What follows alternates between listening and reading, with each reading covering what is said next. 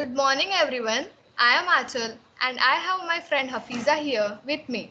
Today we both are going to present a PPT on classification of magnetic materials for the MS activity guided by Dr. Mrs. Mangal Den ma'am.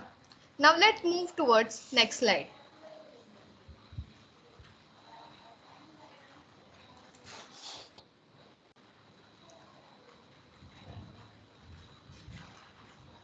What is magnetism? It is a phenomena by which a material exerts either attractive or repulsive force on another. Electrons in atom have a planetary motion in that they grow around the nucleus.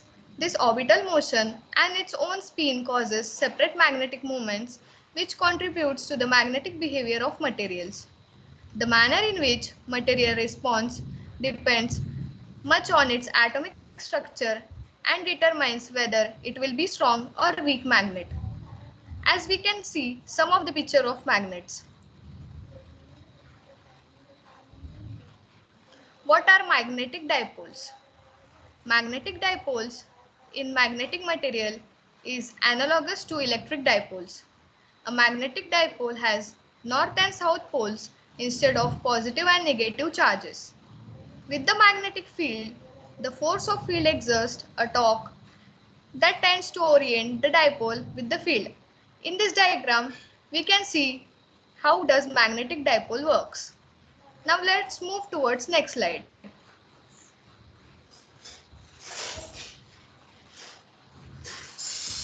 What is magnetic field? A region around a magnetic material or a moving electric charge within which the force of magnetism acts. If a magnetic field is generated by passing current I through the coil of length L and number of turns N, then the magnetic field strength H is H equal to Ni by L. Magnetic flux density is measure of the line within a medium. It has unit as Weber per meter square or Tesla and is defined as B equal to mu H.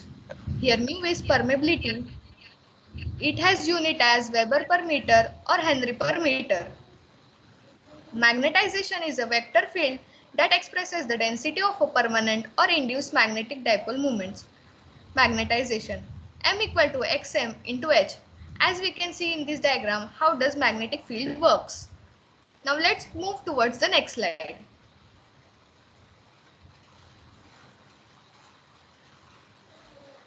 Classification of magnetic materials. Classification of magnetic materials is done in 5 types, which are diamagnetism, paramagnetism, ferromagnetism, antiferromagnetism, and ferrimagnetism.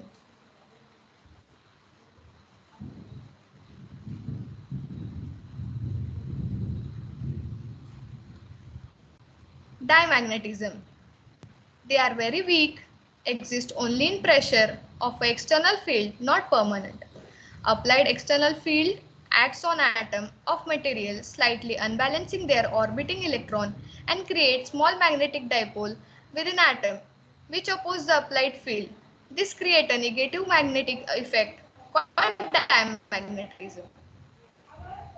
The induced magnetic moment is small and the magnetization M direction is opposite to the direction of applied field H.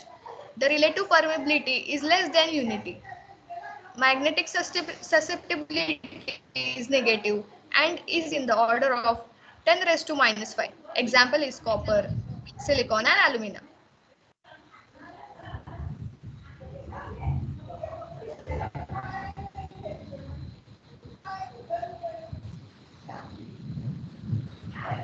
What is paramagnetism? Slightly stronger when an external field is applied, dipole lines up with the field resulting in a positive magnetization. However, dipole do not interact. Materials which exhibit a small positive magnetic susceptibility in presence of magnetic field are paramagnetic and the process is called paramagnetism. In absence of external field, the orientation of atomic magnetic moments are random leading to no net magnetization. Thus, they require extremely large magnetic field to align the dipoles. Magnetic susceptibility is slightly positive and lies in the range plus 10 raised to power minus 5 to plus 10 raised to power minus 2.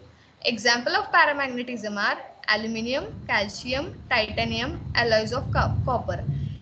Next slide will be explained by Hafiza. Thank you. Good morning, everyone. I am Hafiza Attar and I will now take you further with the presentations. The first topic for me now is ferromagnetism.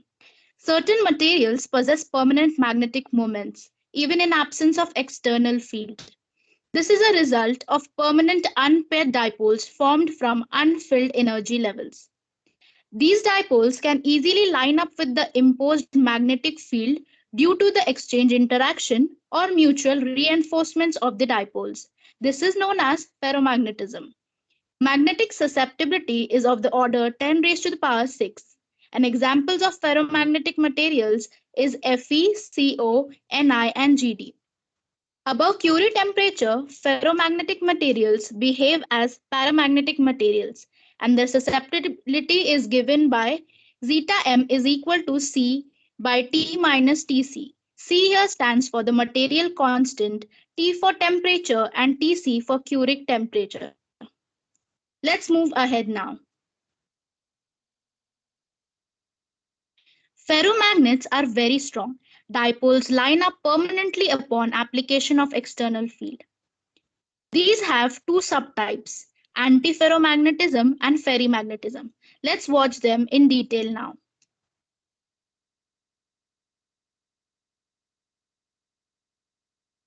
Antiferromagnetism.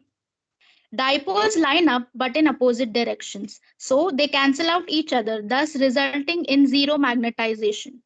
Exchange interaction, which is responsible for parallel alignment of the spins, is extremely sensitive to interatomic spacing, that is, their positions. One most important characteristic is to attain maximum susceptibility is that if they have critical temperature, which is called the Néel temperature, at that temperature, they be above that temperature, antiferromagnetic materials become paramagnetic. Examples of antiferromagnetic materials are MnCr, MnO, and MnCl2. Here we can see the diagram of how they get aligned.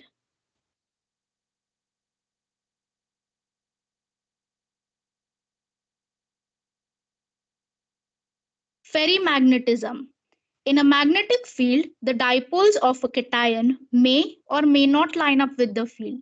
These ceramics are called ferrites, and the effect is called ferrimagnetism. Examples are Fe3O4, NiFe2O4. It is similar to antiferromagnetism in that the spins of different atoms or ions line up antiparallelly. However, the spins do not cancel out each other and a net spin moment exists. Below Néel temperature, they behave like ferromagnetic materials, and above Néel temperature, they behave like paramagnetic. They exhibit large but field dependent susceptibility. Most ceramics are insulating and so they do not have much electrical losses. That's why they are mostly used in high frequency transformers. Here we have a small video on examples and demonstrations of the classification of magnets. So let's watch it. You're probably already familiar with ferromagnetism. Ferro means iron. An unmagnetized piece of iron, or nickel or cobalt, becomes a magnet in the presence of a magnetic field. The effect is strong and lasts even after the magnet is removed. Paramagnetism is a similar effect, except that it's much weaker and temporary. Aluminum is a good example of a paramagnet.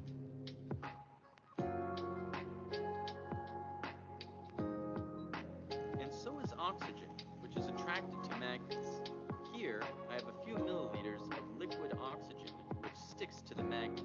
I'll explain why later. Gadolinium oxide and cupric sulfate are good examples of paramagnetic substances. Cupric sulfate is a salt that can be picked up by a magnet. The paramagnetic. They are always repulsed. They would rather die than be in a magnetic field. An important example of a diamagnetic material is graphite.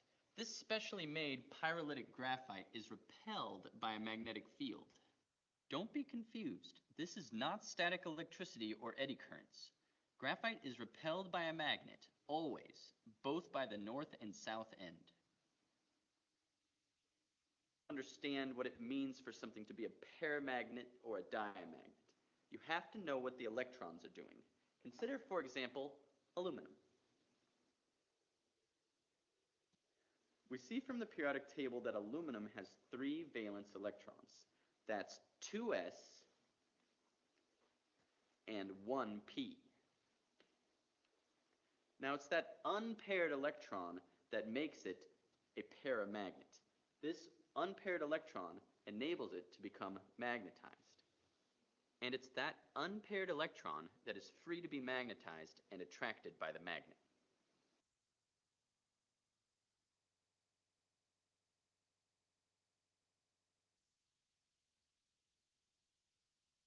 Let's move forward now. This is a mind map of the complete topic. I would just wait a second so that you guys take a screenshot, as it would surely help you while studying.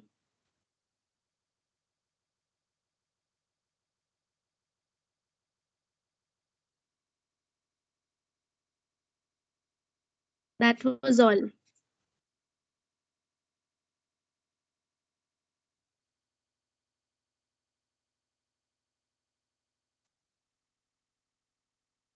Thank you. That was all about the classification of magnetic materials. Hoping it was knowledgeable to you all.